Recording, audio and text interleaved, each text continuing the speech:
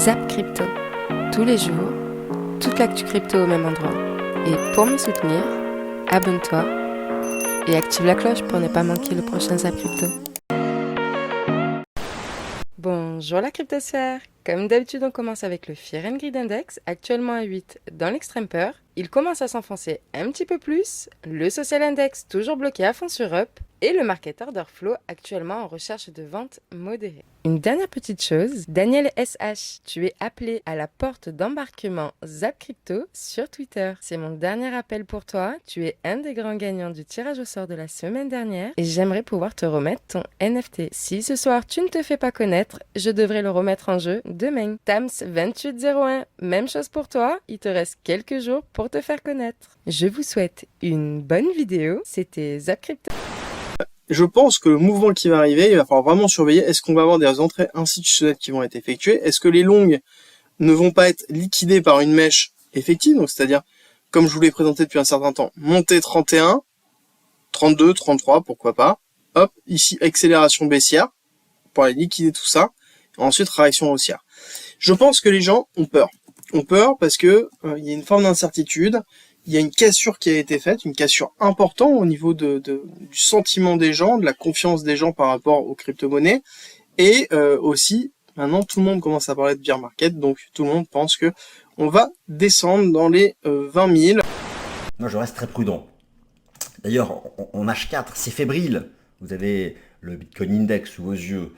Les bougies japonaises du Bitcoin Index ont donné 4 heures. Bon, notez le système Ishimoku croisé au chartisme. Le chartisme nous montre une épaule tête épaule inversée. Le système Ishimoku nous montre que le prix entre dans le nuage, soutenu par Kijun-sen. Bon, on essaye. C'est poussif. D'ailleurs, le haut du nuage, 7,33. Bon. Donc, oui, une cible de rebond technique à 33 000 $. Ok. Par contre, la moindre clôture journalière sous 29 000, c'est fini. Et c'est en route pour 20 000. Par contre, ce qui n'est pas du tout rassurant pour les prochains jours, c'est que la plupart des personnes n'ont pas vu cette mèche à 24 500, puisqu'elle a eu lieu sur le BUSD et pas sur l'USDT. Donc pour la plupart des personnes aujourd'hui, le niveau support à ne pas lâcher, c'est 26 500. C'est ce que j'ai ici, là, sur l'écran. Comme il y avait eu un petit dépeg de l'USDT pendant la chute, l'USDT s'est retrouvé plus bas que son prix d'origine, donc Bitcoin valait lui plus cher à l'inverse en paire USDT.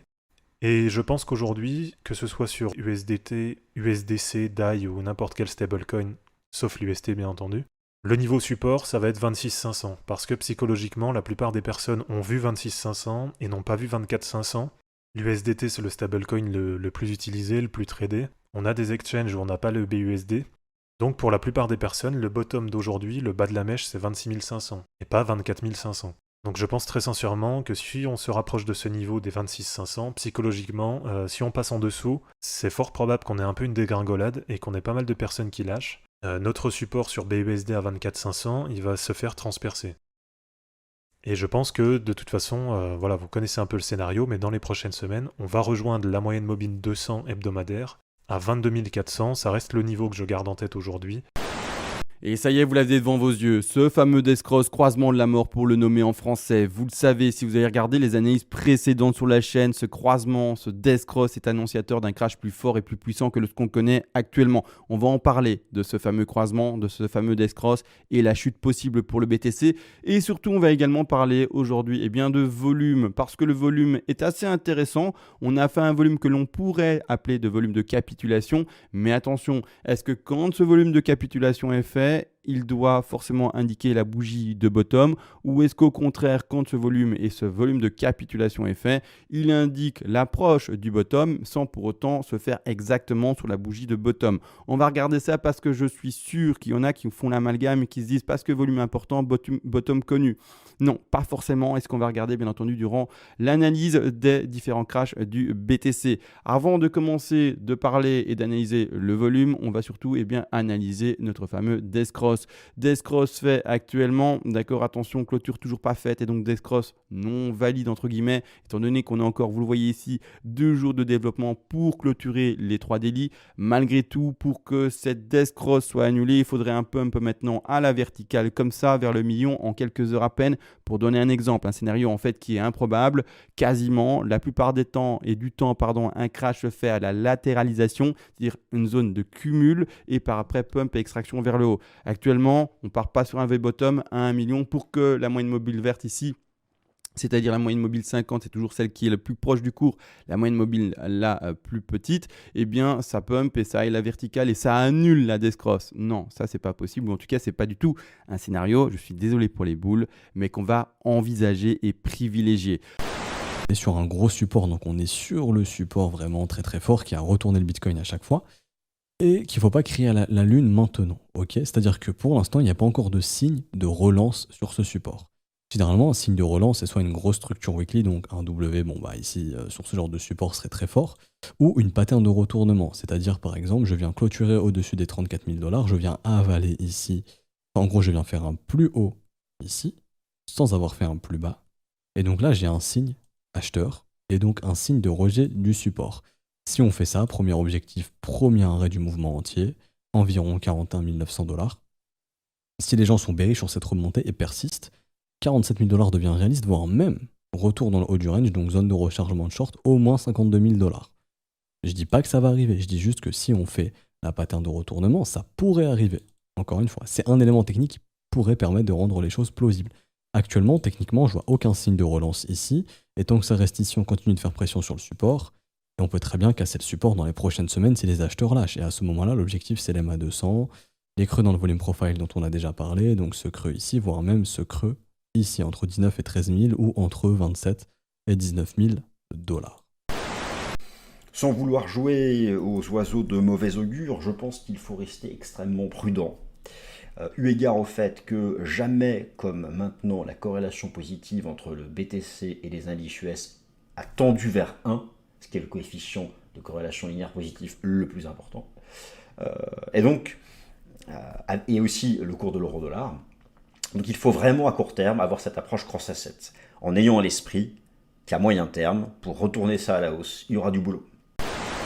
On passe sur cette charte du BTC qui est la charte en logarithmique, c'est-à-dire que c'est une charte où on voit une évolution un petit peu en forme d'arc et en forme de courbe un petit peu exponentielle. Le logarithmique travaille sur des niveaux qui sont sous forme de pourcentage et pas sous forme de prix. Donc du coup, on a une trend ici qui est beaucoup plus propre pour essayer de réfléchir dans le temps en termes d'accumulation de pourcentage. Le problème qu'on voit ici, c'est que vous voyez très bien ici toute cette zone, vraiment cette espèce de ligne, de courbe que suit Bitcoin vers le bas, et là en ce moment on est en train d'essayer de potentiellement la casser vers le bas. Qu'est-ce que ça veut dire? Ça veut dire que soit on est sur un mouvement exogène, exactement comme ce qu'il s'était passé en mars 2020 où on était venu ici passer un petit moment sous cette courbe et puis ensuite on était reparti en bull run, soit ça veut dire tout simplement aussi que potentiellement Bitcoin est en train de sortir de cette tendance, on va dire, d'adoption à long terme, cette espèce de tendance logarithmique qu'on lui donne depuis déjà plusieurs années et qui fait que Bitcoin fait plusieurs dizaines voire centaines de pourcents à l'année. Personnellement, je vous montre cette charte tout simplement parce que je pense que c'est un événement assez important, le fait que Bitcoin commence un petit peu à en sortir ici en weekly et qu'on passe un petit temps sous cette courbe. Mon avis, vous le connaissez, moi je suis quelqu'un de plutôt bull d'une manière générale, donc du coup voilà, vous connaissez mon avis, mais je vous laisse faire le vôtre par rapport à tout ça. Allons voir le dollar index. Donc, le dollar index qui se met à faiblir un petit peu. On a des pertes de momentum, ce qui est vachement intéressant. Donc là, je suis en daily, mais on a du coup une divergence baissière qui s'est formée. Ici, divergence baissière, ça ne veut pas dire que ça y est, c'est le top du marché. Ça veut dire qu'on a une perte de momentum et donc le marché va consolider ou retracer un petit peu. On aura aussi possiblement cette grosse divergence baissière qui n'est pas encore confirmée. Si on enchaîne les divergences baissières, ça sera intéressant. Ça montre justement que les acheteurs commencent à perdre de force et que, ok, on aura consolidation et soit continuation haussière si vraiment ça reste bullish, ou consolidation pour un retournement de marché, et donc à ce moment-là, un dollar index qui refaiblit, un dollar qui redevient faible. Quels seraient les éléments qui pourraient permettre au dollar de faiblir un petit peu? C'est une hausse des taux en Europe qui devrait redonner un peu de force à l'euro contre le dollar, probablement. Il faut savoir qu'on a une réunion que je vais noter ici de la BCE le 9 juin, donc bientôt, là début juin, dans grosso modo quasiment un mois, 3 semaines. Et on en aura une autre, je crois le 21 juillet, je corrigerai si je me trompe, mais je crois que c'est ça. Et il faut savoir qu'il y a de grandes chances que lors de cette seconde réunion, on puisse assister justement à une hausse des taux très peu après. Christine Lagarde a dit on aura probablement une hausse des taux en Europe quelques semaines après juillet, donc probablement en août voire septembre grand maximum, là où c'était prévu je crois pas avant 2023 ou fin 2022. Donc ça accélère puisque bon, l'inflation réduit pas, faut agir. Et il faut aussi que l'euro redevienne compétitif, parce que là on s'approche d'une parité euro-dollar où l'euro pourrait coûter 1 dollar, ce qui n'a pas été le cas depuis des années et des années. Tout ça pour dire que si le dollar index faiblit, ça peut faciliter les rebonds des crypto-monnaies, des indices, etc. Donc à voir ce que va faire la BCE, si on peut avoir cette hausse des taux ou pas. On débute les actualités du lundi avec la grosse nouvelle du jour qui est que le Salvador organise un sommet avec 44 pays pour parler entre autres du Bitcoin. En effet, ce matin, Nayib Bukele a déclaré sur Twitter que demain, 33 banques centrales ainsi que 12 autorités financières vont être réunies au Salvador pour parler d'inclusion financière, d'économie numérique et cerise sur le gâteau, ils vont échanger sur l'adoption du Bitcoin dans le pays et des avantages que cela a apporté au Salvador. Et parmi les pays invités, on a une écrasante majorité de pays en voie de développement qui sont pour la plupart en difficulté d'un point de vue économique et avec des taux de population non bancarisés qui sont parmi les plus hauts au monde. Il va donc être très intéressant de voir dans quelques mois comment ces pays vont faire évoluer leur politique économique et surtout voir si le Salvador va sonner le début d'une adoption massive du Bitcoin par les États. Et bien sûr, affaire à suivre dans le Daily Crypto dans les prochains mois. Ça vient d'être publié par Do Kwon, donc le président, le fondateur, le créateur de Terra. Il vient de révéler quelque chose, qu'il a donné le plan de sauvetage de Terra. Et le plan de sauvetage, ça n'inclut pas l'UST. Donc ils vont recréer une blockchain, ils vont forker. Forker, c'est-à-dire ils vont recréer une blockchain qui va s'appeler Terra, et l'ancienne blockchain va s'appeler Terra Classic. Un peu comme Ethereum et Ethereum Classic sont deux blockchains issus du même blockchain initial. Donc qu'est-ce qui va se passer? Ils se disent l'UST c'est mort, l'UST ça sert à rien, enfin on peut pas sauver l'UST, on va recréer une blockchain sans UST. Et la force de Terra, c'est pas l'UST, enfin en tout cas c'est ce qu'il dit, c'est tout l'écosystème de développeurs autour de Terra et tous ceux qui sont venus pour l'UST mais qui ont construit des choses autour de l'UST. Et ça c'est important pour Do Kwon, et il dit du coup on va essayer de sauver, on va essayer de faire en sorte que cette blockchain soit l'endroit où il y ait plein de développeurs différents qui viennent créer des applications. Et d'ailleurs il liste du coup un certain nombre d'applications très importantes pour l'écosystème Terra qui auront de l'argent, qui auront des tokens pour pouvoir développer toutes ces applications au cours de la prochaine blockchain. Maintenant, ce qu'il faut prendre en compte, c'est que notamment si les exchanges comme Binance refusent de participer à ce projet, ou du moins de lister le nouveau token, ça va être extrêmement compliqué pour le projet. Il faut également prendre en compte du coup que pas mal de personnes de la communauté sont contre ce fork, mais ce qu'il faut préciser, c'est qu'on a énormément de personnes qui n'avaient pas de Terra Luna avant l'attaque, qui sont rentrées plus tard, qui ont acheté à différents niveaux, pensant que le Terra Luna allait repartir fortement à la hausse et qu'ils allaient devenir millionnaires. Et c'est ce qui explique d'ailleurs qu'autant de personnes soient mécontentes, car le lancement de cette nouvelle blockchain briserait littéralement leurs rêves. Mais pour moi, dans tous les cas, ce sera très difficile, si ce n'est impossible, de redresser le Terra Luna. Et encore plus de récupérer le PEG de l'UST. D'autant plus quand on ne sait pas vraiment où sont passées les réserves de Bitcoin de la Luna Foundation Guard. Et durant le live que j'ai organisé hier soir, j'ai fait un sondage pour voir si les personnes présentes étaient prêtes ou non à investir dans un éventuel nouveau Terra Luna. Et sur un peu plus de 2000 volts récoltés, 60% ont déclaré qu'ils étaient prêts à investir dans le nouveau Terra Luna. Donc concrètement, moi ce que je pense, c'est que si jamais le fork réussit et qu'il est lancé, la cupidité va faire que de toute façon, des personnes vont tenter de se placer dans ce nouveau Terra Luna de manière plutôt early. Et en plus de ça, le crash de 99% qu'on a connu durant cette semaine a donné, mine de rien, même si c'était un bad buzz, une visibilité mondiale au Terra Luna. Littéralement, tout le monde parle de ça depuis quelques jours. Ce qui pourrait potentiellement apporter encore plus de visibilité à ce nouveau token et faire réussir le projet. Et comme je te l'ai dit, pour l'instant, on est plutôt dans le brouillard et il va falloir que la fumée se dissipe pour qu'on y voit un peu plus clair. Au niveau de Khan Academy qui nous dit douche froide pour les investisseurs crypto au Portugal, le ministre des Finances annonce l'arrivée d'impôts sur les cryptoactifs. Aïe aïe aïe aïe, c'est vraiment dommage. Il y a beaucoup de monde qui s'est expatrié au Portugal. Il me semble Lisbonne, Lisbonne qu'au Portugal, qui était une ville pas mal utilisée par les mecs dans le crypto parce que tout simplement il y a zéro impôt sur les cryptos. Et moi j'avais hésité à l'époque c'était il y a même pas un an, j'avais hésité entre Malte et le Portugal. Et je savais pas trop quoi prendre finalement, du coup j'ai décidé de prendre Malte et je pense que c'est plutôt un bon choix parce que je kiffe Malte tout simplement. Et du coup là justement en train de voir que le Portugal commence à taxer les cryptoactifs. Je pense pas que c'est une bonne idée qu'ils fassent ça parce que du coup il va y avoir plein d'entrepreneurs, plein de personnes qui font marcher l'économie qui vont du coup partir du Portugal, ce qui est assez dommage.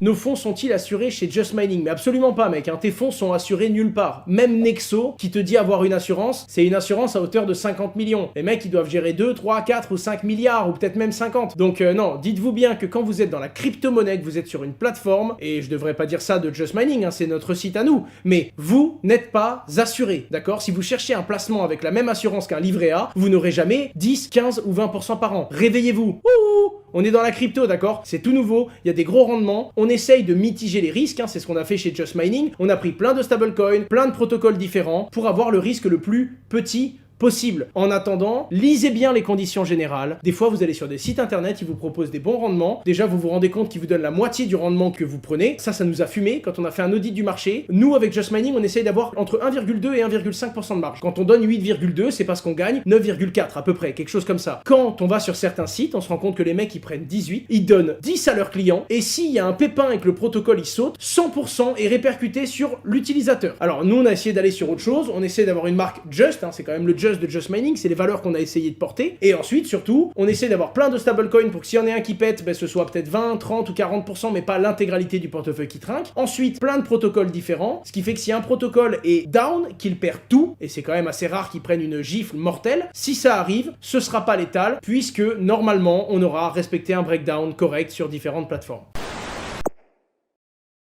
Et on revient dans le secteur crypto avec CoinGecko et Etherscan et d'autres sites crypto qui ont été victimes d'une attaque de phishing. Et cette attaque était plutôt vicieuse car les hackers sont parvenus à lancer des pubs qui activaient le MetaMask des utilisateurs de la même manière que lorsque l'on se connecte à une application DeFi.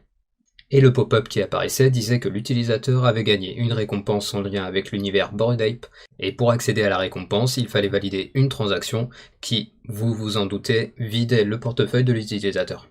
Et pour réaliser cette attaque, les hackers seraient passés par une faille d'un des fournisseurs de publicité, et ils ont très bien réagi car l'attaque aurait duré moins d'1 heure. Bref, vous l'avez compris, même sur CoinGecko on peut être ciblé par des hackers, donc bien sûr, comme d'habitude, faites toujours gaffe avant de valider vos transactions. Alors, ce zap t'a plu? Dis-moi en commentaire quelle est l'actu qui t'a le plus intéressé.